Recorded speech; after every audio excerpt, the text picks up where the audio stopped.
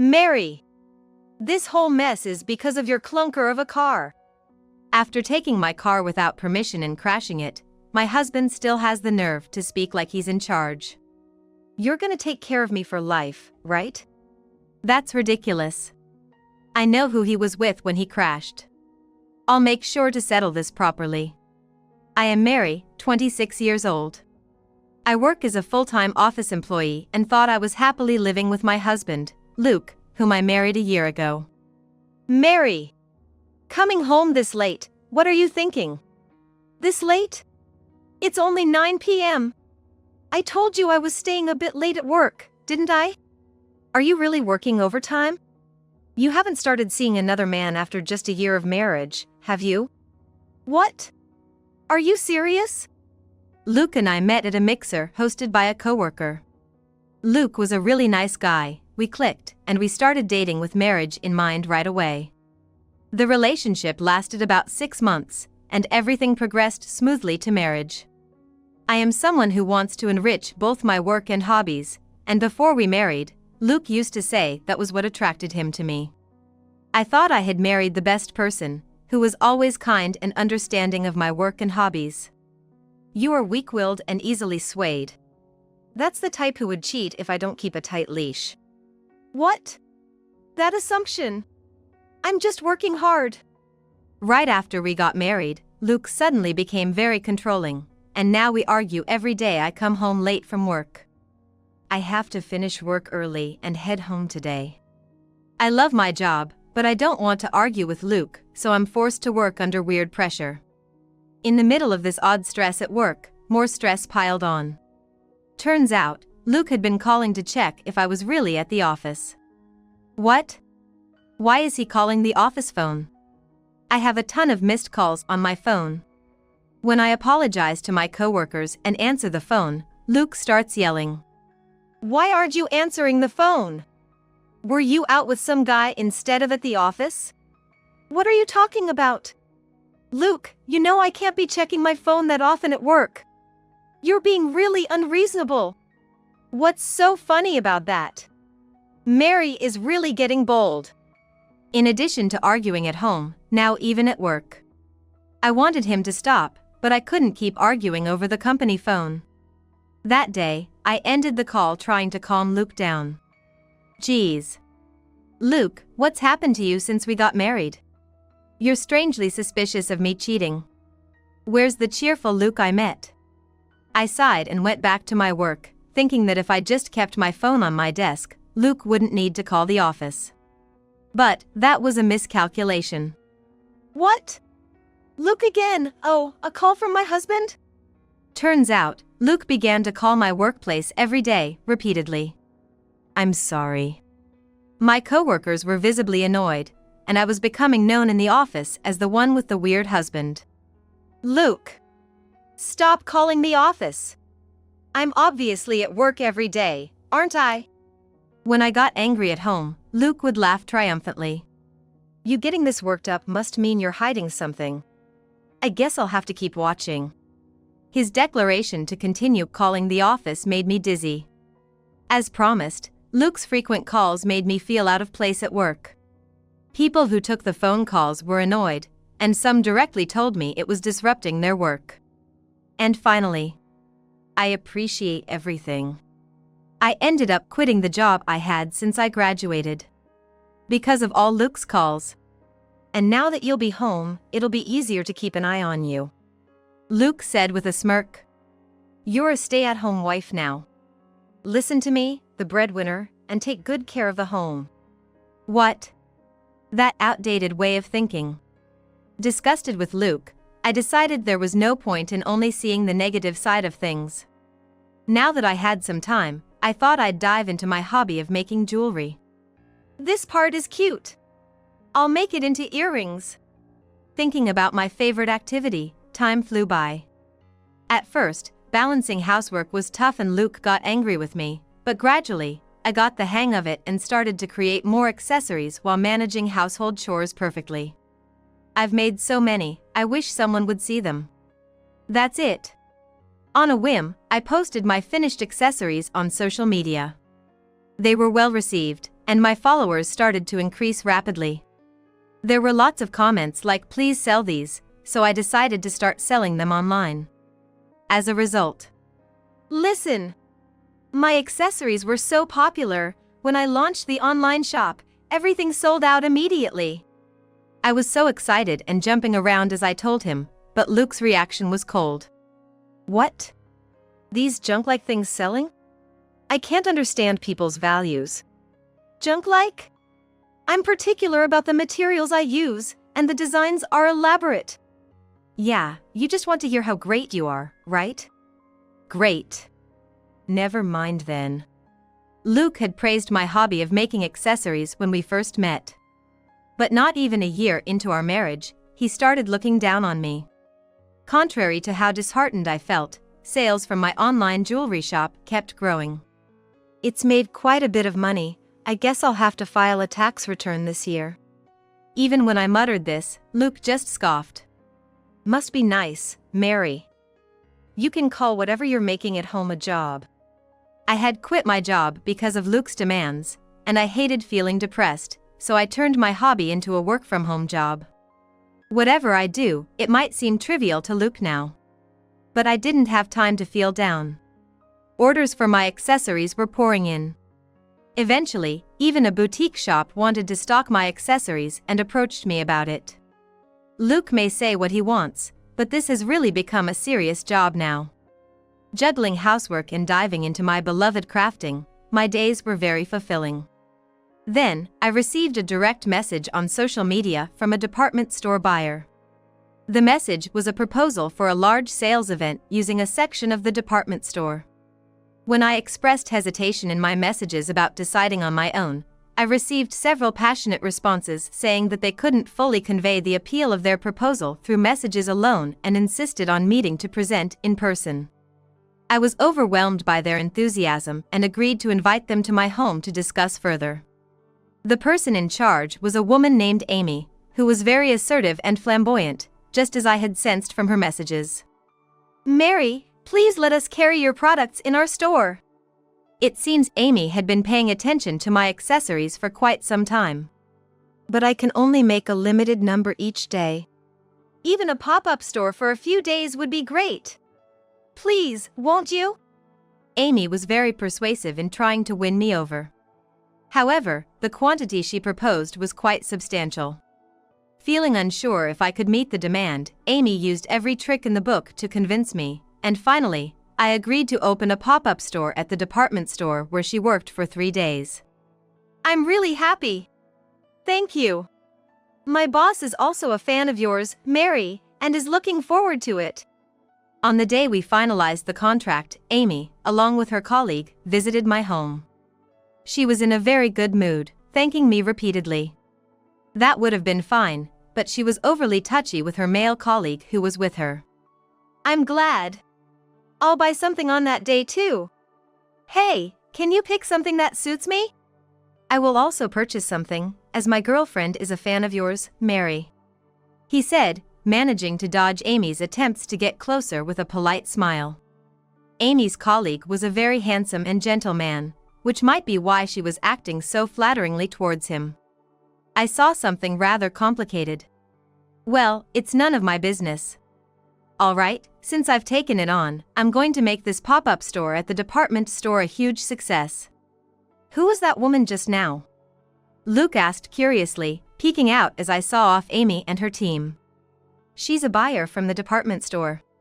She asked me if I would like to set up a shop, but first, we're going to see how things go with the pop-up store. A buyer from the department store, huh? Luke smirked, half listening to me, and then left for somewhere. It's not unusual for him to leave without saying much, so I didn't pay it any mind. With the pop-up store deal in place, I devoted all my spare time to making accessories. Not only for the department store, but I also didn't want to neglect the shipments for the boutiques I had been dealing with for a while. As my workload increased, Luke kept saying sarcastically, the sales from that thing are gonna be peanuts, but I had no time to worry about that. And then the weekend came. Today I've got a lot of deliveries, so I need to be careful transporting them. I had planned to go directly to the boutique in between my tasks. because I wanted to get a feel for the store's atmosphere. Carrying a cardboard box full of delicate accessories, I headed towards the parking lot at my home. There, I was greeted with a shocking sight. My car is gone! Why? I had been busy since early morning with chores and work. I remember Luke silently slipping by me as he left the house. Did he take my car? He knew I was going to use the car. Though it was odd, I called Luke to confirm. Hello? Luke? Where are you? You didn't take my car, did you? When I asked, an exaggerated sigh came through the phone. I did take it. What else would explain the missing car? What? Again? Didn't I say I needed it for work today? Can you come back soon? That's impossible. And don't call me about such trivial things at a time like this. What do you mean a time like this? It's nothing. Just that I can't return the car right now. Why don't you rent a car? With those dismissive words, Luke abruptly hung up the phone. I can't believe this. Where on earth did he go? Fuming yet burdened with deliveries, I rushed to the station area to rent a car. It's been a tough day, all because Luke took off with the car. After completing the deliveries to the boutique, I returned home. I managed to get dinner ready, but Luke didn't come home until late. I'm home. You're finally back! Luke! Oh, you made dinner? I don't need it today. What? You could have told me that earlier. And my car! Returning late and acting arrogantly, Luke brushed past me as I tried to confront him, heading straight for the bathroom. Stop nagging me. Oh, by the way, I'm gonna use Mary's car next weekend too. Wait, you do know that car is mine, right? I've been meaning to ask, what do you even use for every single weekend? What's it to you? We're married, aren't we? Getting all stingy about the car. Can't you trust your husband? It's embarrassing, stop prying. With those harsh words, Luke locked himself in the bathroom after securing the dressing room door. Now that I think about it, since I quit my office job, Luke often leaves the house on weekends. He rides around in my car every time, but never says where he goes or what he does. When I suggest going with him, he gets weirdly panicky and refuses. Could it be? Half in doubt, half wanting to deny it. I decided to install a dash cam in the car because I didn't want to keep feeling uneasy. I had been thinking about doing it for a while, and this would let me know what Luke is up to. However, just putting in a dash cam might tip Luke off, and he could end up deleting the recordings. So, I went all out and changed the whole GPS system to the latest model. The dash cam is the latest ultra-compact model. Can be hidden behind the rearview mirror. It's also cloud compatible, so the data can be sent straight to my phone, allowing me to monitor in real time with clear quality. I quickly had it installed at the dealership, threw away the dash cam box, and only left the GPS box in a conspicuous place in the living room. I upgraded to the latest GPS model. That's cool. But having just a modern GPS kind of makes the car look lame. Why not go all out and get a cool foreign car? That way, it'd look good when I drive it too. Why should I buy a new car just to satisfy Luke's vanity? I wanted to challenge that point, but it was better to keep him in a good mood, so I just responded with a forced laugh. And then the fateful weekend arrived. Wow, it's recording so clearly. First, he's heading to the station area. I had cleared up all my work by that day so that I could monitor the dash cam recordings from my phone while Luke was out. Luke drove straight to the station, seemingly to meet someone. He stopped the car at the roundabout. Sorry for the wait, Luke. After a while, the passenger door opened, and it became clear that a woman had gotten into the car. Not capturing her face clearly was a failure. Maybe the angle of the camera was off. Darn, he really met up with another woman. I suspected it, but it's still a shock. While I was feeling down, a cheerful conversation started in the car. Thanks for picking me up every time. Isn't your wife mad? It's fine, it's fine. Even if she gets mad, I'm not scared of her. Hey, by the way, what's Luke's wife like? You hitting on me must mean she's pretty plain, huh? Yeah, she just stays at home crafting all the time.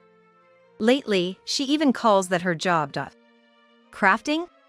I can't believe she just stays at home all the time. A woman shines when she works outside. Exactly, the reason I meet up with you every week is because being with someone as vibrant as you is more soothing than being with such a dull woman. The thoughtless laughter of the two echoed from my phone. Though the phone was innocent, my anger was about to explode, almost breaking the screen. Just say whatever you want. But that woman's voice, no, just the voice isn't enough to be sure. I felt like I recognized the woman's voice laughing with Luke in the car. However, the audio from the dashcam wasn't enough to be certain. Meanwhile, Luke drove the car into a motel. The classic unfaithful route. At this point, it's beyond shocking, it's just appalling. I saw them walking into the motel, but still couldn't see their faces clearly enough to be certain. But with what I've captured, Luke's guilt is confirmed. The only reason he was so suspicious of my fidelity was because he was repeating this kind of behavior himself. It turns out it's true that people who feel guilty tend to be more suspicious. For a while, there was no movement on the dashcam. However, about an hour later, the motel captured Luke coming out. There he is. I quickly glued myself to the phone, watching Luke and the woman holding hands as they walked. Just as I suspected, it was her. It's terribly disappointing, but knowing the other party personally might actually make things simpler. Now that it's come to this, I'll make sure to thoroughly corner both of them. Luke! Open your mouth. Looks yummy. The two of them, fresh from the motel, were enjoying a drive with desserts they picked up from a store. Listening to their high school couple-like banter, I started to feel rather hollow. I stepped away to make some coffee for a change of mood when I thought I heard a loud noise from my phone. Rushing back, I noticed the camera feed was cut off. What the? Why? Is it broken? Did Luke notice it? Well, I've got enough evidence already. After catching my breath, I was drinking coffee, thinking about what to do next, when my phone rang. It was the police, informing me that Luke had been in an accident. Shocked, I rushed to the hospital they directed me to. Excuse me. I heard my husband was brought here after an accident. At the hospital, I was faced with a shocking truth. Luke had apparently crashed into a utility pole while looking away from the road, and he was now seriously injured and wouldn't be able to stand or walk again. Before I could visit Luke's room, I checked if there had been a passenger with him, and was told that someone with minor whiplash had been treated and already left. What a mess! I couldn't go straight to Luke's room. Instead, I found myself sitting on a bench in the hallway, head in hands. What are we going to do now? What about Luke's job? Muttering to myself, I suddenly snapped back to reality. Wait, what am I thinking? There's nothing to consider. He was driving my car without permission, got distracted, and caused this. He got what he deserved. Luckily, there weren't more people involved. Regaining my composure, I knocked on Luke's hospital room door. Luke, how are you feeling? Mary! It's the worst! What am I going to do now? Can't you do something? As soon as he saw me, Luke started to panic. Calm down, Luke. Don't make a scene in the hospital. But look at me! Why did this happen? Why? I wanted to say it serves you right, but I held back. Maybe I'm actually a really good person. Even so, to cause such a big accident, how are you driving my car? When I spoke to the police, they said my car was practically a total loss. Now I'm more worried about the car than Luke. But still, since I'm his wife for now, I asked, and Luke started to make frantic excuses. No, I was eating while driving and just looked away for a second. What? Why did you need to look away to eat? No! I wasn't looking away. I'm just in so much pain right now, I'm confused. I don't want to talk to Mary right now. Luke was clearly flustered by my probing. He's covered in injuries, and the doctors have even told us not to talk too much today. I decided to wait until Luke's condition stabilized before proceeding with my plan. Apparently, it seems unlikely that Luke will walk again, but surprisingly, he got over the initial shock quite quickly. As soon as he could eat normally again, he called me over as if he'd returned to his old self. "Luke? I'm coming in." As I entered the hospital room, Luke was sitting arrogantly in his wheelchair. "You're late, Mary. Go grab some sweets from the store. I'm a bit peckish. And I want some magazines too. How can you be so bossy?" When I expressed my astonishment, Luke just shrugged as if it were natural. "What? I can't walk anymore, isn't that pitiful? You should be taking the lead in caring for me, shouldn't you?" "Why should I?" "Because it's your old car's fault I'm like this. Plus, you're my wife, Mary, you have a duty to take care of me." Despite clearly being in a dire situation, Luke laughed it off confidently. "So, you'll have to take care of me for the rest of your life, right? Hey, why don't you quit that little home business and go back to your old company?" It seemed Luke had quit his job expecting me to take care of everything while he lived comfortably. No wonder he hadn't listened to any rehab explanations and just lays around. That's not going to happen. I'm going to make him reflect on everything he's said and done. I gave Luke a bewildered look. "What? Why don't you ask Amy to take care of you? You prefer glamorous women over plain ones like me, right?" "What? Amy? Who? What are you talking about?" Luke's eyes darted around, desperately trying to bluff his way out. I glared at him menacingly, ready to confront him with the indisputable truth. "I installed a dash cam. I've seen everything. There's no escaping it. A dash cam was installed. Hey! You can't just install that and watch, it's a violation of privacy. I can install whatever I want in my car, and I don't need to hear about privacy violations from a man who's been unfaithful." Luke, now reduced to just moving his mouth, seemed to be out of words to retaliate. I let all my anger explode at him. "Seriously, you act all high and mighty, but what have you been doing? Using my car to date your mistress and then crashing it. How much more trouble do you need to cause me? I'm ready to sue both you and your accomplice." "Sue me? In this condition? Don't you feel sorry for me?" "I think it's just desserts." Luke turned pale upon hearing my words. Pushing the pathetic figure of my husband in his wheelchair, I left the hospital room. "What? Where are you taking me?" "We're going to settle some matters. Don't worry, I've got the proper permission to take you out." I had brought the shocked Luke to the department store where Amy works. Though we took a taxi from the hospital, the journey was quite a challenge. Luke was dumbfounded by the reality of his inability to walk. While I was disgusted by my husband finally facing reality, I asked the department store reception to call Amy.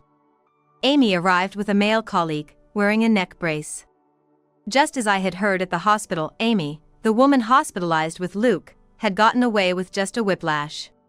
Sure enough, Amy was Luke's affair partner. Unaware that she had been involved with my husband, Amy approached me with a smile. "Mary! I was surprised by your message asking to reconsider the pop-up store proposal. There must be some mistake. Wait, Luke! What are you doing here?" She seemed to notice Luke, sitting lifelessly in the wheelchair I was pushing, only when she got close. "Did you follow me here?" It's tough being a popular woman. Even in this situation, the clueless Amy kept sending glances at her male colleague, not missing a chance to flaunt her appeal. I smiled back at her warmly. "Amy, let me introduce myself again. I'm Mary, Luke's wife." "What?" "I heard you were with my husband when you had the accident on your way back from the motel and suffered whiplash, so I came to visit. Are you okay?" Amy still had a smile plastered on her face, but as she began to grasp the situation, sweat started to bead on her forehead. "Mary, you're Luke's wife, so asking to reconsider the pop-up store proposal means—" "Yes, I don't want to work with my husband's affair partner." Upon hearing this, Amy screamed in shock and collapsed. "It's not like that, Mary. Luke just hit on me out of the blue." "Oh, he hit on you, huh?" As I glanced sideways at him with a glare, Luke, despite his pale face, looked up at me earnestly. That day Amy came to our house, I thought she seemed flirty and easy, so I followed her and hit on her.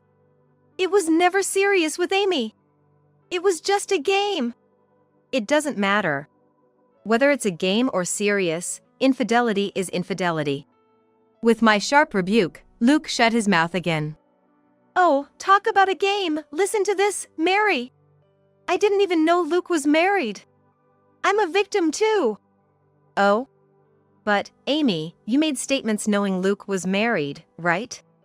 Unfortunately, all the evidence is already gathered. Please don't make excuses now. Would you like me to show them here? Like Luke, I calmly addressed Amy, who was also trying to make excuses. Amy's male colleague was visibly taken aback as he watched her sitting collapsed. Amy, so you were having an affair in your private life, and with Mary's husband? No, it's not like that. Don't misunderstand. Amy stood up as if desperate from that voice. It seemed she had her sights set on her handsome junior. Like I said earlier, it was just a game with Luke. I really didn't know he was Mary's husband. I just enjoyed the thrill of playing with married men for the sense of superiority. It makes no difference. Amy, that's just despicable as a person. Wait. What's so despicable? Are you just jealous because I'm attractive? Acting all self-important, always flirting and clinging to me, I hated all of it. What? I'll make sure to report the real reason why Mary wants to cancel the pop-up store to the boss. As the male colleague tried to leave, avoiding the desperate Amy, he turned back and said, also, I had already been preparing to sue you, Amy, for all the inappropriate touching. And you've been harassing my girlfriend, haven't you? No, that's not true. I wasn't harassing anyone. I know everything. Be prepared. Amy collapsed back to the floor and began to sob, oblivious to the customers passing by. My love life and career are all over. Wait. You always said you were crazy about me. Luke, who had been passively observing the situation from his wheelchair, couldn't ignore that and shouted at Amy. Keep it down. Do you seriously think you'd be chosen over a young, handsome guy? Don't joke around. Amy, did you really think a younger, handsome guy with a girlfriend would choose you? I did think so. That's why I was working on a plan to get rid of his annoying girlfriend. It's all ruined now. What are you going to do about it? I can't think of two people more deserving of the phrase you reap what you sow. As the two continued to yell at each other, I saw the department store's security guards rushing over. Wanting no further part in this mess, I quietly tried to slip away from Luke's side. Mary! Wait! I can't get home by myself. You're the only one who can take care of me. Noticing my attempt to leave, Luke desperately reached out to me. Don't even joke. I'm not flipping the script to suit your convenience. I sharply rebuffed him, and Luke, with nowhere to turn, made a pained expression. I spoke to him flatly, making sure he heard every word. If you had cherished me like you did when we first met, I would have cared for you for a lifetime, even if you could no longer walk or get up. Mary! Having said what I needed to, I felt a bit relieved and managed to smile at Luke one last time. Goodbye. Forever. Leaving the crying Amy and the downtrodden Luke behind, I left the department store. After that, Luke was ordered to pay me compensation for the car. Honestly, my jewelry business was picking up, so I wasn't too concerned, but seeing Luke's unrepentant attitude to the end, I decided to claim what was rightfully mine. Luke, now unable to work and leading a restricted life, contacted me frequently right after our separation. However, once I had a lawyer warn him, the contact stopped completely. Hopefully, he's reflecting on how he tried to steal my freedom. Regardless of whether he is reflecting or not, Luke, feeling cornered, has been making accusations that Amy distracted him while driving and caused his condition, planning to sue her. Amy, not to be outdone, claims Luke hindered her love life and career advancement and is planning to countersue. Amy has lost her position as a department store buyer and has been demoted to managing a warehouse in a less prominent location. Desperate as she might be, waiting to be let go, it seems like she and Luke are in for a long battle. Though it remains to be seen whether they will actually sue each other, the lawyer dealing with this self-inflicted duo's melodrama certainly has his work cut out for him. As for me, I'm doing just as well, if not better, in my work even after divorcing Luke.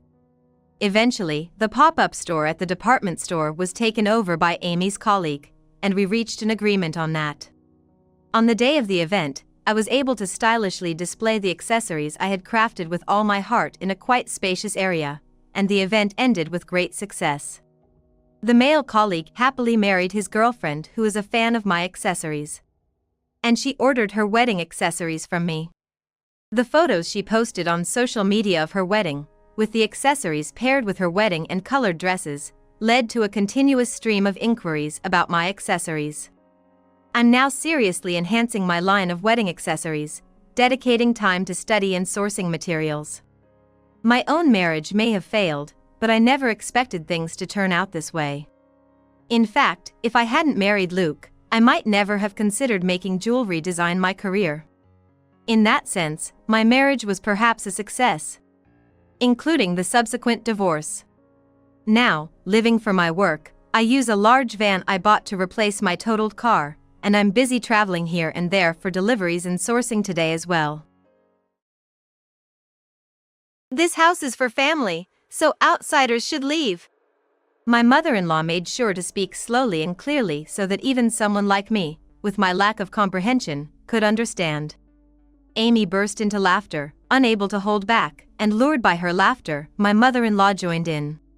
The moment my father passed away, my in-laws wasted no time in coming to take over our luxury apartment.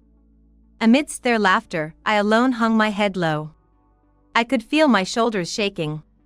Perhaps feeling pity for my miserable state, Ken spoke to me gently. Come on, don't be so down. You've done your part for your dad. You have no regrets left, right? Now, it's my turn to do my part for our parents. I held back my emotions with all my might, my shoulders heaving. But I couldn't take it anymore. Suddenly lifting my head, I burst out laughing so hard that I had to clutch my stomach. I wiped away a tear from the corner of my eye. Their arrogant assumption that they had done me a favor was revolting. Thinking of how they had been laughing behind my back while deceiving me and my father made my blood boil. I'm going to ruin their joyous plans. My name is Kathy Johnson, 53 years old. My only daughter, Emily, graduated from college this year and found a good job. With her growing up and leaving home, I felt a weight lifted off my shoulders. I thought I would feel at ease, but it seems I'm still not ready to let go, always worrying about Emily living alone in the city. It's been 6 months since she started her job and she hasn't come home even once. I wonder if Emily is eating properly. I let out my concern inadvertently while having dinner with my husband. Eating Emily's favorite beef and potatoes. Her face came to my mind as we ate. She's new at her job, so I get that she's busy. But I wish I could cook her a nutritious meal. Across the table was my husband, Ken. But Ken didn't even look at me. He ate, with his eyes glued to the smartphone in his left hand. Not focusing on his meal, spilling gravy all over the table and chewing loudly. Hey, Ken? As always, Ken didn't respond. My concerns, turned into a soliloquy, were pushed back into my heart. When was the last time Ken and I had a proper conversation? I never imagined our marriage would turn into one with so little communication. I met Ken 23 years ago. When I was nearing 30, a friend introduced me to him. He was well educated and had a good job at a major company. I was nervous, but his kind and confident smile stole my heart instantly. Our relationship began. Every date was like something out of a magazine, with stylish cafes and beautiful nighttime views. He always planned everything perfectly. I've always been work-oriented and never really had any romantic relationships. But meeting you, Kathy, makes me feel like I've been single just to find you. I know you're my destiny. Even cheesy lines like that sounded good coming from him with his handsome features. He was like a prince, always expressing his love for me. But I was no princess. I was just an average office worker. I started to feel insecure, wondering if we were really a good match. While grappling with such worries, I received an unexpected proposal from Ken. We had only been seeing each other for 2 months. Although I should have been jumping for joy, I couldn't muster a yes. Taking a leap of faith, I voiced my anxieties. He held me tight and whispered into my ear. "You don't need any extra feelings for marriage. I just want you, Kathy." And so, we got married. I felt as though I'd become the happiest woman in the world. That feeling lasted until the morning after the wedding, when we began our life as a married couple. "Hey, Kathy. Are you telling me to eat this?" Laying out breakfast, Ken's face darkened. I had no clue why he looked so displeased. On our first morning living together, I'd gone all out on the meal. I served bacon, salad, scrambled eggs, toast, and such for breakfast. "All I want in the morning is coffee and toast. How do you expect me to read the newspaper if I can't eat with one hand?" "Ah, I get it now. You like to start your day with a leisurely, inefficient meal." Ha, figures. This wasn't the Ken who had exchanged vows with me just the day before. Staring at my speechless, shocked face, he leaned in. "I like that dumbfounded look on you." He smiled faintly, seemingly content. Then left the house without touching his breakfast. All I could do was stand still, staring at the untouched food. I had taken the day off, planning to tidy up our new home. But after this morning's blow, both my body and mind refused to cooperate. Around 9 a.m., the doorbell rang. The moment I opened the door, my mother-in-law and sister-in-law, Amy, entered without even greeting me. "Ah, Kathy. I heard you tried to butter Ken up with that breakfast this morning. Too bad. Ken isn't some simpleton who'll bend to your will if you feed him," my mother-in-law declared breathlessly. "Ken had his usual bread at home before heading to work." "How pitiable, considering you're newlyweds," Amy sneered with glee. Apparently, Ken had visited his family home before work this morning. I felt humiliated, having our little misunderstanding laid bare to his family. Amy glanced around the room and let out an exaggerated sigh. "Look, Mom. There are still moving boxes in the corner. Kathy really is messy." I was just cleaning that up." I tried to defend myself, but my mother-in-law shut me down. "No excuses. It's funny how a woman like you, a mere office worker, is all talk. From the start, you and Ken were mismatched. We took you in, so show some gratitude." She heavily sat on a chair. "Come on, make some tea. You should know to serve without being told." I hurriedly made tea and offered it to them. After a sip, she chuckled. "Heh, it's bland. Can't believe someone who used to serve tea at an office can't even make a decent cup." She and Amy noisily sipped on their hot tea. "I wonder if Ken is really okay with someone like her." "Well, she's probably just right for him as a wife. For some reason, Ken seems to like Kathy." While their cryptic words niggled at me, I couldn't say a thing in front of my husband's family. Amy, for all her comments, was a single homebody obsessed with pop idols. She just recently quit her part-time job at a supermarket. She had no place judging me. But my dream of a sweet honeymoon period was shattered. My husband looked down on me, and my mother-in-law and Amy would frequently make sarcastic remarks. This wasn't what I had signed up for. Though troubled, I couldn't imagine suggesting a divorce right after marriage. Then, 6 months later, I became pregnant and gave birth to Emily. After that, the overt snide remarks from my in-laws decreased. It's not that they suddenly had a change of heart or didn't want to criticize me in front of a young child. They simply became obsessed with popular TV shows from Korea. Apparently, they're now both busy watching dramas all day and even travel for fan events. Thankfully, that meant I and my daughter were out of their sights. While I wished Emily could experience more love from her grandmother, the distance helped maintain some semblance of peace in our household. As for Ken, he seemed satisfied as long as I understood his routine and supported him devotedly. Time flew, and before I realized it, we had been married for 23 years. While it hasn't been the happiest journey, we led a life without significant upheavals. I thought our days would just pass by quietly, without any major events. However, an unbelievable statement came from Ken's mouth. Should we move in together?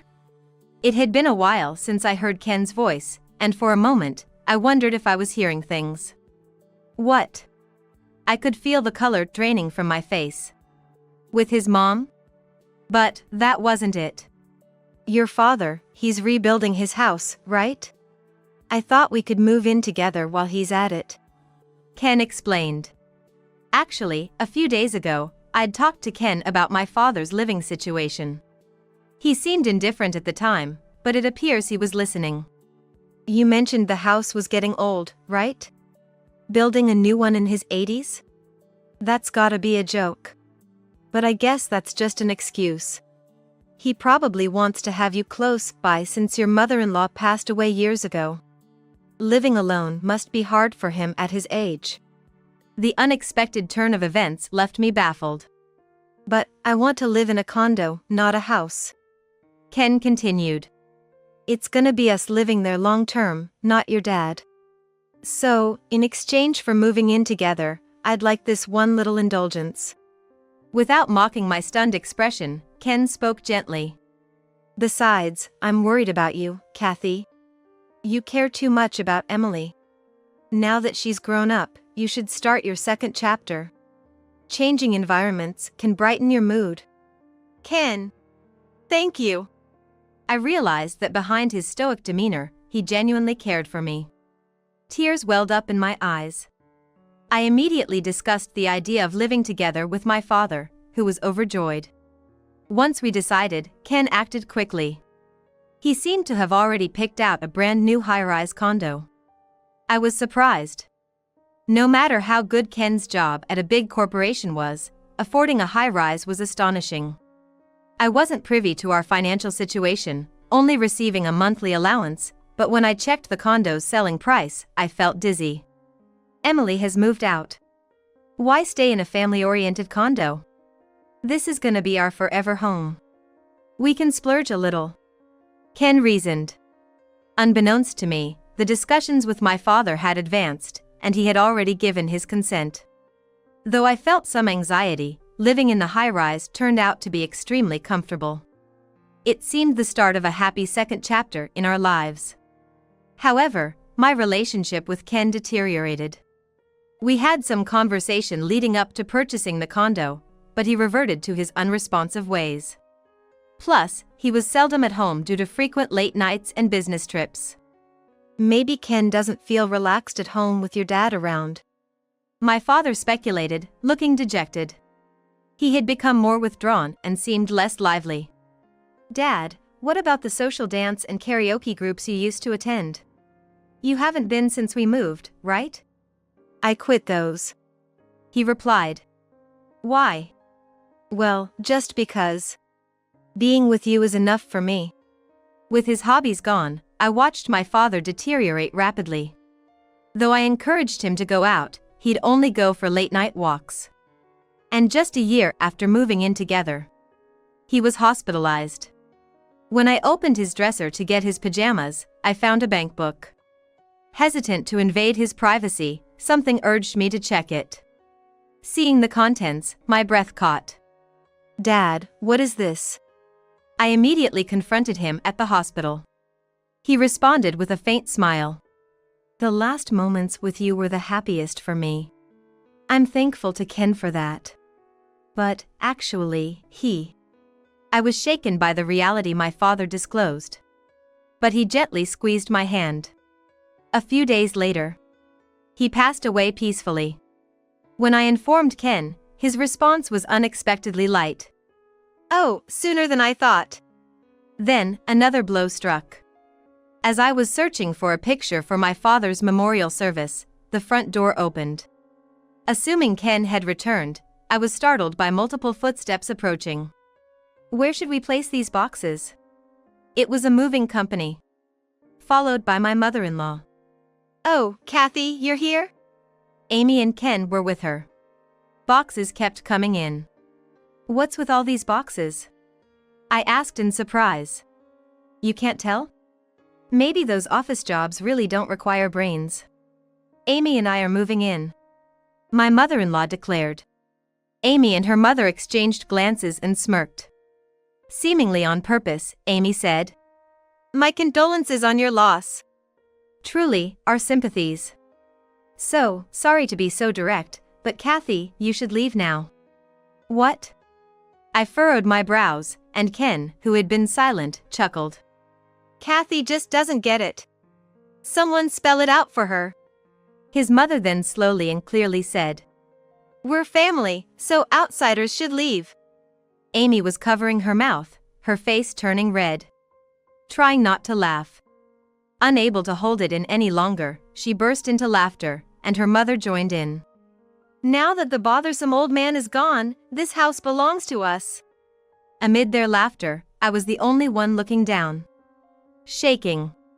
Seeing my misery, Ken gently said, Hey, don't be so down.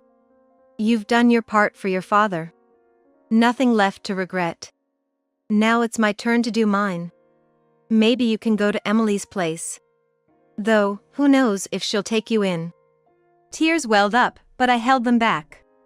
However, I couldn't take it anymore. And burst into laughter. I wiped away a tear from the corner of my eye with my finger. Please, make yourselves at home. Ken and his family looked shocked. Has she gone crazy? Gross. Ignoring their disgusted faces, I left the house. How dare they talk about doing a favor?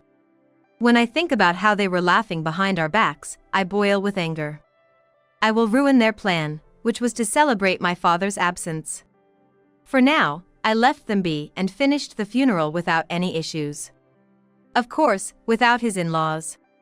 After my father's send-off, my revenge began. I stayed in a business hotel for a while. And on the following Sunday, I headed straight to that condo.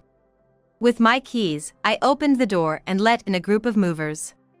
Relaxed in her stretched-out pajamas, Amy screamed in surprise. Ken and his mother looked up, puzzled. The movers, professionally, started packing everything into boxes. Sorry to disturb you, I'm here to pick up my things. His mother was about to nod in agreement, but then snapped.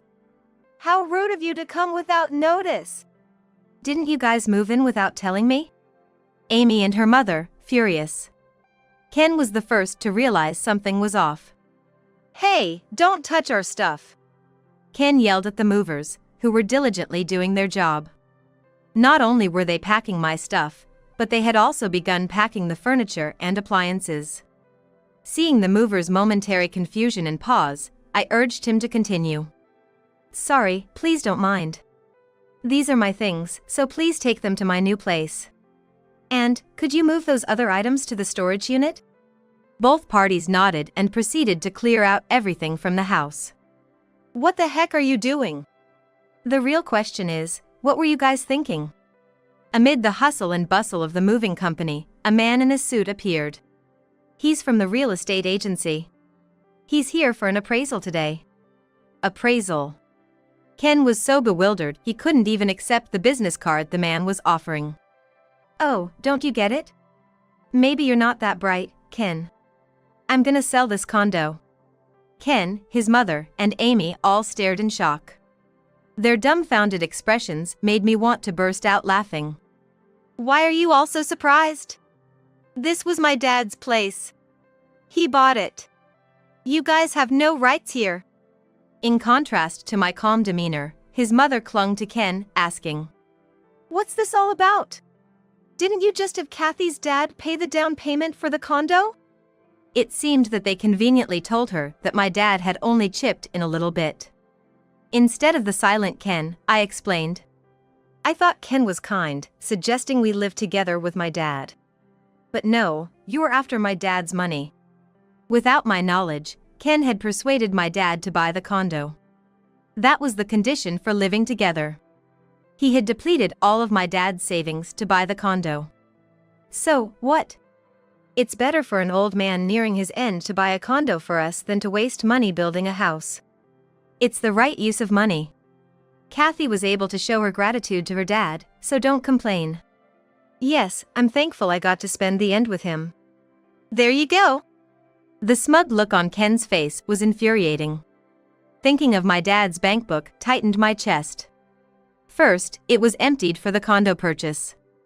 Then, every time his pension came in, it was immediately withdrawn. My dad stopped going out for his hobbies because he had no money. You even took his pension as your living expenses, Ken. How greedy can you be? Ken had treated my father like an ATM. Unable to meet my direct gaze, he looked away. But now, I'm glad my dad bought this place. Being his only daughter, I inherited it and can sell it off. If you had contributed even $10,000 to it and co-owned it, things would have been complicated. And, what was it? Strangers, get out? Don't make me laugh. The ones leaving are you guys. Trying to defend her defeated son, his mother chimed in. All right. We're sorry. Our son's at fault. Are you satisfied now? Sorry for using the money from your beloved father. But he's gone. Why should Ken be blamed for a man who's no longer here? Kathy, you're so persistent. Amy, seeing the situation wasn't in their favor, tried to sweet-talk me. Huh? Who said we're strangers? Maybe it's your misunderstanding? Stop the weird jokes. We're family. We came because we were worried you'd be lonely without your dad. Let's live happily together, okay? After trying to throw me out, they now claim we're family. I wasn't even mad, just astounded. What do you think, Ken? Am I a stranger to you? Want a divorce? Ken replied in a feeble voice. No, I'd never want a divorce. I love only you, Kathy. It's mean to talk about selling the house. The Ken who once looked down on me was nowhere to be found. Seeing him so timid and pitiful, I wondered why I had been so considerate of him. You saying you love me? That's a laugh. You just want to keep me around now that I've inherited the house. No, I truly love you, Kathy. Stop it. Makes me sick. You're cheating on me, and you have the nerve? Then, I slammed down several photos on the table. Pictures of Ken getting cozy with another woman and entering a hotel together. He couldn't deny it. How did you get these? In his panic, Ken crumpled the photos. My dad gave these to me. That old coot did. Seems like my dad had his doubts about you since you hardly came home and kept asking for money. I was surprised, always trusting you. Guess I became numb to your odd behavior over the years. I don't know how long you've been cheating, but it means the time I spent with you was wasted. That hurts. My dad, unskilled with his cell phone camera, had taken several shots of Ken's infidelity. While debating whether or not to tell me, under the guise of evening walks, he had collected all the evidence. And right before he passed, he finally spilled the beans about this and the financial issues. We should get a divorce. But, Kathy! I cut off Ken's words. You think you have a say? He gritted his teeth in frustration. His mother clung to his arm, whispering sharply. This isn't what we discussed. We thought Kathy, being a maid, would just listen to us. I realized, from her words, I was just chosen as a wife because I'd be a good housemaid. That's why their attitudes turned cold after marriage. Upon realizing my dad had more money than expected, they took advantage of him too. A maid should just nod and obey her husband. What's with this rebellious attitude? You used to be so timid. Now, with a bit of age, you think you're smart? This is marital fraud. Ken was deceived. His mother cried on Ken's chest. Even though revealing more would crush his already devastated mother, I couldn't stay silent. You keep calling me a tea-serving maid, but what era are you living in? Maybe decades ago, but now it's the 2020s. If you keep using such outdated terms, you're just broadcasting how out of touch you are. Quite embarrassing. You cheeky woman! His mother still had some bark left in her. For some reason, Ken shouted with tears in his eyes. Yeah, you'd be nothing without me. He trembled slightly, resembling a chihuahua picking a fight. Ken, you know I work too, right? Rents for family apartments were high and there were expenses for Emily's education. Maybe back then, I couldn't live comfortably on my salary alone. But a tear slid down Ken's cheek. Not paying any mind, I continued. I earn enough for my own living expenses now. Balancing work and raising a child was tough, but I'm glad I continued working. Thank you, Ken, for the time we had. Goodbye. His mother glared at me as if I were a demon. Amy shouted, letting out her true feelings. A wife shouldn't have thoughts, rights, or money. It's perfect if she's just a bit dull. The cries of Ken's mother echoed in the now empty room. Amy collapsed on the spot, while Ken just looked up to the heavens. Though there were some struggles afterwards, the sale of the house and the divorce from Ken eventually went through. When I demanded a division of property, Ken reluctantly confessed. Please, go easy on me. I hardly have any savings. He not only squandered his money but, in fact, his salary was pretty low to begin with. I doubted it because Ken, with his impressive education, worked for a major company, so it didn't make sense. But in reality, even past the age of 50, he didn't hold any significant position and wasn't entrusted with any major tasks, so he didn't have to work overtime. His take-home pay was barely different from the fresh-out-of-college youngsters. Of course, all those times he claimed he was working late or on business trips were lies. He was cheating. No wonder he looked so pitiful when I talked about work and money. I couldn't help but laugh thinking that maybe Ken, in this modern age, was just doing menial tasks like fetching coffee and making copies at his prestigious company. Just 3 months after the divorce, Ken approached me wanting to get back together, which shocked me. Kathy, can we start over? Ken, who was always so proud of working for a big company, apparently had to move into a cheap 2-bedroom apartment with his mother and Amy after the divorce. His mother and Amy, who were hoping to leech off high-earning Ken, were astounded to discover his meager earnings. They had frequent arguments in their thin-walled apartment and eventually, Ken left them behind. Apparently, he even quit his job because he felt unappreciated. After having his pride severely damaged, Ken tried to start a second life with his mistress, but as an unemployed, penniless older guy. He was quickly dumped and found himself returning to me. It's astounding how Ken doesn't understand his own position. There was never a future for Ken and his mistress from the start. Why would I ever give us another shot? I firmly declined. A downcast Ken left quietly, but he soon caused more trouble. I'm broke. Can you help? Or, lend me some money, please? His mother and Amy came begging. It seems Ken, with nowhere else to go, returned to them. And now, he's arrogantly flaunting around, saying I'm an elite, and spending his nights out, burning through cash. Their debts soared quickly, but Ken didn't care. His mother and Amy, who weren't used to work, had to start part-time jobs, but it was like a drop in the bucket. I can't lend money to strangers. I turned them away, of course. If they were a normal family, I might have considered helping them in their time of need. But they were the ones who cast me aside as a stranger. I had played the part of the perfect wife for too long. Now divorced, living a life where I don't have to cater to anyone is liberating. And since I live alone in a small apartment, Emily often visits, so I don't feel lonely. She seems happier now, without her arrogant father and downcast mother around. Mom, you've changed. Really? Maybe your grandpa was watching over me, and that gave me the courage to change. Handing over some freshly made beef and potato stew to Emily, her eyes lit up. Yes! I love your beef and potato stew. Taking a bite, Emily looked blissful. It's wonderful to have someone who truly values you. It brings so much vitality to life. I want to change even more. I want to become strong enough to protect the people I care about, especially Emily. Don't worry, I won't change the taste of the beef and potato stew. I murmured, and Emily tilted her head curiously.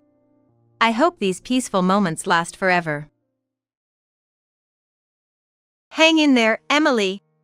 I'm here for you. Jason. Saying that, Jason firmly grips Emily's hand. Seems like they're too engrossed in the big event of childbirth to notice me. I resist the urge to slap him right then and there and decide to focus on my job. Internally, I'm debating how I'm gonna deal with these two. I think my colleague just gave me a shocked look.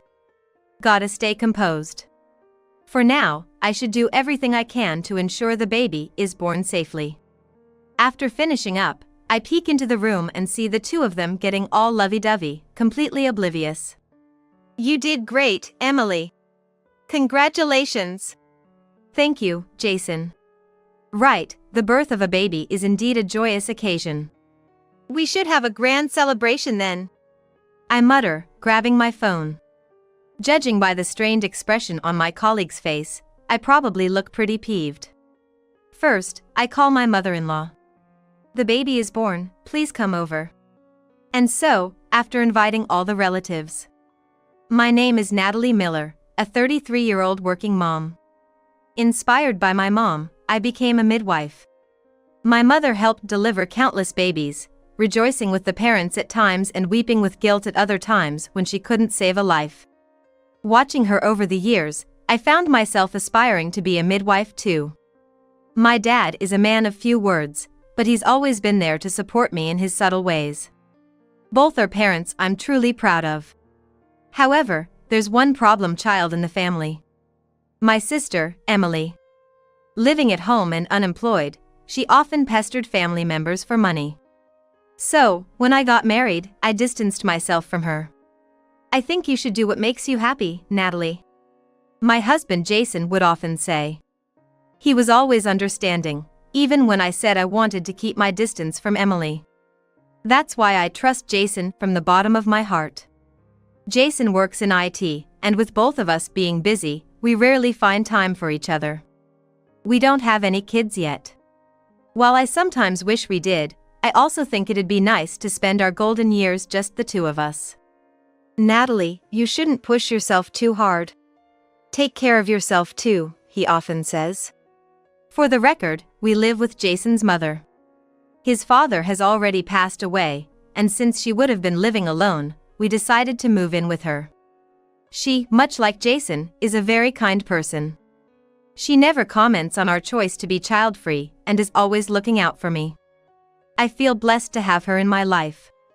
Although sometimes it feels more like she's the one taking care of me. My days are typically filled with hard work at the hospital. That day, there was a complicated delivery, and I had to stay overnight at the hospital to care for the premature baby. That's the situation. So, I won't be coming home until tomorrow. I see. Should I pick you up tomorrow then? What about work? Jason's comment makes me instinctively check the calendar. Tomorrow is just a regular Thursday, no holiday or anything special. In my line of work, I often get weekdays off. But Jason, who works a regular office job, should be working on a weekday. Well, I actually had to work on a day off recently. They told me to take a compensatory day off in return. Really? Well, if you can pick me up, I'd appreciate it. I decide to accept Jason's offer without thinking too deeply. The next day, after a very tiring day, Jason and I ate out and I immediately fell asleep when we got home. When I woke up, it was already dusk and my mother-in-law was cooking dinner in the kitchen. Mom, I'm sorry. Let me help you. It's okay, dear. Jason told me. You've had a tough day, haven't you? Just rest. I'm relieved by my mother-in-law's genuine and warm words. Anyway, dinner's almost ready so there's not much for me to do. Jason was called into work. Let's just eat, the two of us. I nod in agreement. During dinner, she kept glancing at me with a somewhat concerned look. Is something bothering you? It's just, how are things with you and Jason lately? We're the same as always, I believe. That's good to hear. I was puzzled by her demeanor and wanted to press further, but she deflected my questions. If it's something serious, she'll tell me eventually. I decided not to pry any further. From then on, Jason and I seemed to miss each other a lot. We used to go out on my off days if they coincided with his, or take a long drive with my mother-in-law. But he's been busy lately. We hardly see each other at home, and direct conversations have become scarce. Still, we've been able to keep in touch through calls and messages, so I've never doubted anything.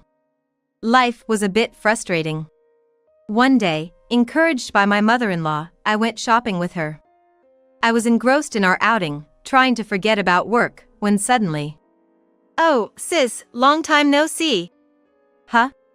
I encountered the last person I wanted to see. She approached with the same mischievous smile as always. Still as beautiful as ever, which irritates me. I thought about escaping, but I couldn't just leave my mother-in-law behind. While pondering, Emily came right in front of us. "You still look exhausted. I can't believe you're my older sister." "Mind your own business." "Speaking of, since you're shopping, you have money, right? Treat me." Here we go again. I sighed deeply at Emily's audacity. Ever since we were young, she's been asking me for money and favors. I'm not a pushover, so I've always rebuffed her. But she just doesn't get the hint. "If you won't give it, I'll just take it." And so she started taking my things without permission. Once, when I was suspicious about my stuff disappearing, I caught Emily stealing money from my wallet. My parents and I gave her a serious scolding, but she didn't seem repentant at all. After that, she kept trying to steal from me and even went after my friends and boyfriends. "Natalie is bullying me," she'd claim, spreading lies about me. While my true friends stuck by me, some of my boyfriends ended up leaving me for Emily. This is why Emily and I have never gotten along. I planned to distance myself from her after high school. But I had been consulting with my mother, who's a senior midwife, and Emily had been visiting our family home, so we inevitably crossed paths. Only after I got married did we finally grow distant. And now, there she is, right in front of me. "Why are you here?" "We're shopping at a mall near Jason's parents' house. It's a place you can't get to from my family home without a car." Emily never got a driver's license, claiming it was too much hassle. And she's not the type to use public transportation. "Well, how should I know? By the way, you're still handling other people's babies. When are you gonna have one of your own?" "What's that supposed to mean?" "Looks like I beat you to it." Saying that, Emily caressed her belly. Upon closer inspection, she had baby items with her. Is she pregnant? But I hadn't heard anything about her getting married. "Whose child might that be?" "Enough is enough." My mother-in-law spoke sharply to Emily, who was grinning from ear to ear. "We were enjoying our shopping. We don't need to be disturbed by someone as vulgar as you. Let's go, Natalie." I was pulled away by my mother-in-law's arm. "Natalie, is she related to you?" Yes. I remembered that I had introduced Emily to Jason when I took him to my family home, but she had cancelled both the pre-wedding meeting and the wedding itself. Perhaps my mother-in-law and Emily had never met. "She's my sister." "I see." Seeing the complicated expression on my mother-in-law's face, I sighed. Half a year flew by in the blink of an eye. Jason became even busier, rarely responding to my messages. And my mother-in-law seemed to be out and about a lot lately, leaving me to spend my days off alone. I was venting about all this to a colleague when we received a call about a pregnant woman whose water had broken being brought to our hospital. Her name is... What? The name listed was Emily. My very own sister. My colleagues, seeing my shock, asked, "Are you okay?" I managed a response and got to work. Heading to the delivery room, I saw a familiar face. "Stay strong, Emily. You can do this." For some reason, Jason, who should have been at work, was there. And he looked every bit the doting father-to-be. "What?" I was sure I let out a very low groan. I thought I saw the doctor jump a little. But I couldn't tear my gaze away from the two of them. Hang in there, Emily. I'm right here. Jason! He was holding Emily's hand tightly, seemingly unaware of my presence. I wanted to slap him right then and there, but held back and focused on my job. My colleagues looked shocked, probably at the expression on my face. Gotta stay focused. For now, all I can do is ensure that the baby is safely delivered. Dad, please hold Mom's hand tightly. Jason's gaze was fixed on Emily, and he didn't even notice when I spoke to him. That's infuriating, but I need to concentrate now. And an hour later, the baby was safely born. Congratulations. Thank you. Now, Jason's attention was solely on the newborn baby. One of Jason's strengths and weaknesses is his ability to focus solely on one thing. After all, he still hasn't noticed my icy glares. I left the delivery room, letting my colleagues handle the rest. Now, what should I do about those two? After finishing my duties, I peeked into their room and found the two of them being affectionate, oblivious to everything. You did well. Congratulations, Emily.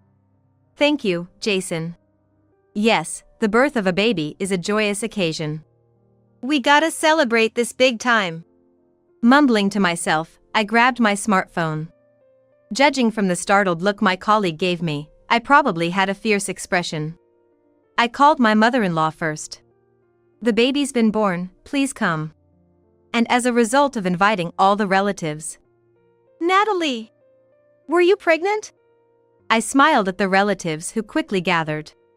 Seeing my expression, my parents seemed shocked. My parents always know. They must have sensed my anger from just my smile. Calm down, everyone. I'll explain everything. I don't see that fool and your sister. By fool, she must be referring to Jason. Did my mother-in-law know something?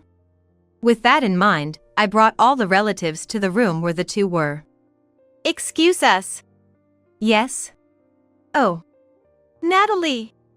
My sudden entrance left the two of them in shock. And as more relatives came in, their faces turned paler. My mother-in-law's face, on the other hand, turned red with anger. That foolish son! As everyone looked puzzled, my mother-in-law was the first to speak up. And then, turning to me, she apologized. I'm sorry for the trouble my foolish son has caused. No, you're not to blame. Did you know about the affair? Yes, actually. According to her, she had once seen Jason and Emily walking together. And wanted to ask me about it. But seeing that I was oblivious, she couldn't find the right timing. So that's why she'd been acting strangely. I've been investigating ever since. She had been tailing Jason and had even hired a private investigator to dig deeper. Hold on. What about your job? Well, about that. He had quit, sadly. What? This new revelation left me stunned. And just as shocked, I thought, how pathetic. Since when? About. When exactly? About a year ago. Needless to say, this angered me further. The relatives too seemed to share my sentiments and were giving cold stares at Jason and Emily.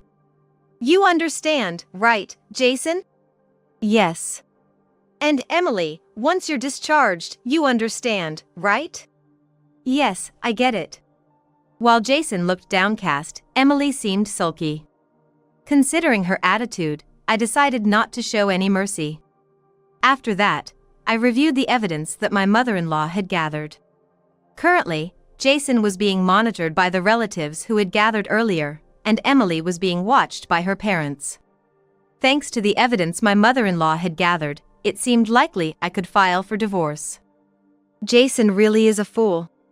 No, I'm sorry for my foolish younger sister. By the way, if you don't mind me asking, why is your sister like that? Oh, it's probably because of our aunt. Our aunt, a single lady without children, had always doted on Emily. With our busy mother, our reserved father, and me being rather loud, it was natural for Emily to grow attached to an aunt who validated her every action and pampered her. She became rather spoiled.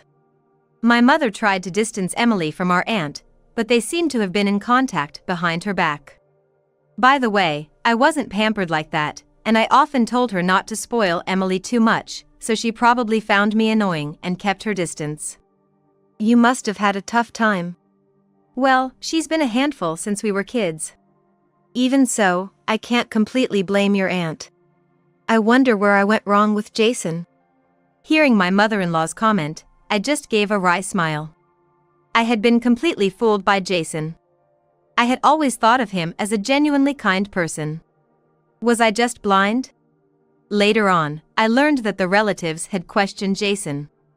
According to the story, Jason and Emily first met when I brought Jason to my parents' house. There, Emily said, "Actually, I have something I need to talk to you about regarding your sister." She cunningly got his contact information, and it seems they started an affair from there. Even though I had warned him about Emily being that type of person before. He, didn't have any experience with women. Even during his college days. I was relieved when he finally brought you home as his girlfriend. Oh, maybe he got fooled by Emily because of his lack of experience. I never imagined it would come to this. As I was lamenting with my mother-in-law, I got a call from Emily. I put her on speaker and answered. "Hey sis! Send Dad and the others home. I feel like I'm suffocating being watched over." You brought this on yourself. Mom just keeps lecturing me. I let out a deep sigh at Emily's words. She doesn't get it at all. Emily, if you're willing to pay the compensation right now, I'll send Mom and the others home. That's impossible. I just gave birth. Plus, I don't have any savings. Then, just endure being watched. Hey, sis! Suddenly, Emily's voice cuts off. Sorry, I took her phone away. Right after, I hear my dad's voice and the call ends. For now, I'll leave that side to my dad. I've decided not to go easy on Emily. After that call, any remaining sympathy for her completely vanished. I won't show any mercy now. It doesn't matter that she just gave birth. Don't go easy on Jason either. Really go at him. Yes, I'll make sure he can't recover. I firmly promised my mother-in-law, and we discussed the next steps. After a while, when things were ready, I called Jason and Emily. Jason was dragged in by our relatives, while Emily quietly followed behind my dad. Seeing her sudden change, I tilted my head in confusion until my mom, holding the baby, whispered in my ear. When Emily called you, remember? She got scolded really badly then. Come to think of it, I've never seen my usually quiet dad angry. Probably, neither had Emily. Experiencing my dad's fury for the first time probably traumatized her. Well, you know why you were called here, right? I'm truly sorry. She came crying to me asking for advice. You really think such an excuse will work on me? Jason averted his eyes at my words. In the past, Jason had angered me. Though I now believe living together was a good choice, initially, Jason had tried to forcefully move in with me and my mother-in-law without discussing it. After confronting him about it, we decided to live together after a proper discussion. I thought I had taught him not to upset me back then, but it seems that lesson went to waste. Or perhaps, due to that incident, he might have hidden his intentions perfectly. Don't you have any excuses? Ever since we were kids, you've always been the favorite. What? According to Emily, our parents always praised only me, while she was constantly scolded. This led her to resent me and, being egged on by our aunt, she became even bolder. Then, when she heard I was getting married before her, she thought, it's always about my sister. And planned to lure Jason. That's why I called Jason and got him drunk. That's a pretty low move. We only got involved once, but she told me, if you don't want me to tell sis, do as I say. Yet, you seemed pretty close when you gave birth. Jason averted his eyes at my words. Why did I fall for a man like him? Is love truly blind? Normally, I'd be repulsed by a guy who avoids confrontation like this. As we kept meeting, I genuinely fell for her. Then you should have just broken up with me. Well, I still love you, Natalie. And I wanted a child with you. That's sickening.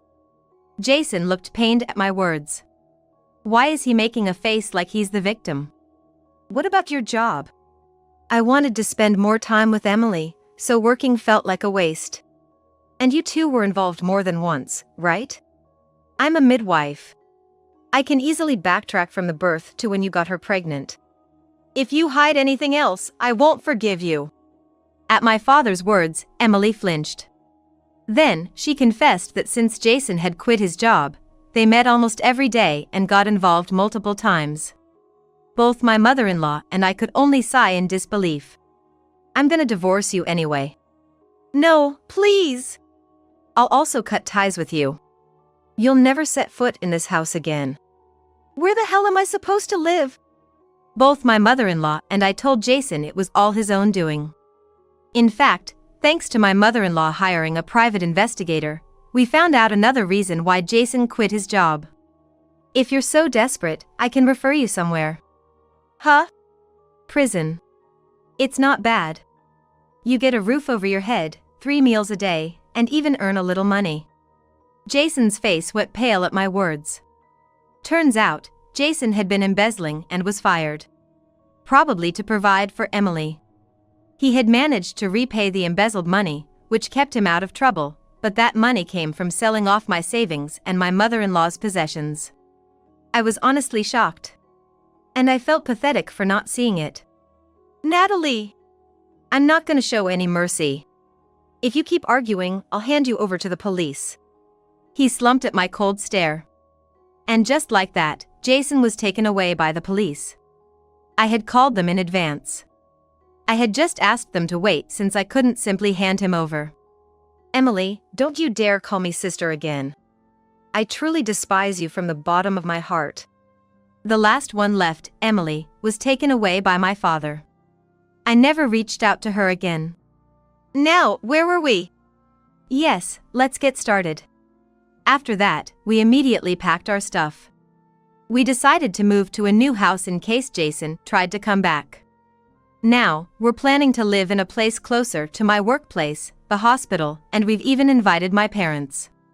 This is a proper goodbye, Jason. Emily. Apparently, he was found wandering around our empty house and was picked up by some intimidating men in black suits. On the other hand, Emily has found a new job and seems to be working diligently. She's been juggling multiple part-time jobs. I heard this from my parents.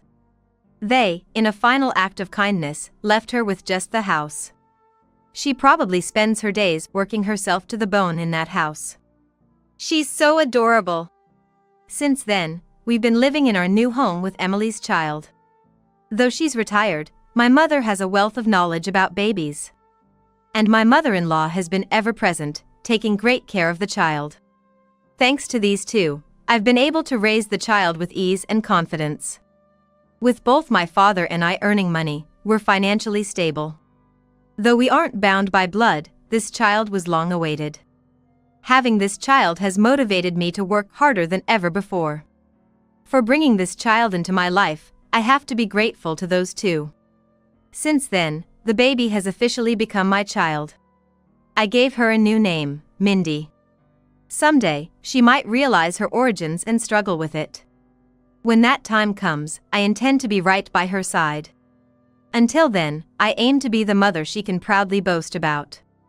Today, as always, I cherish life. Hoping for immense happiness to come to Hikari, and to the new life that's just been born. With that prayer in mind, I continue to face life head-on.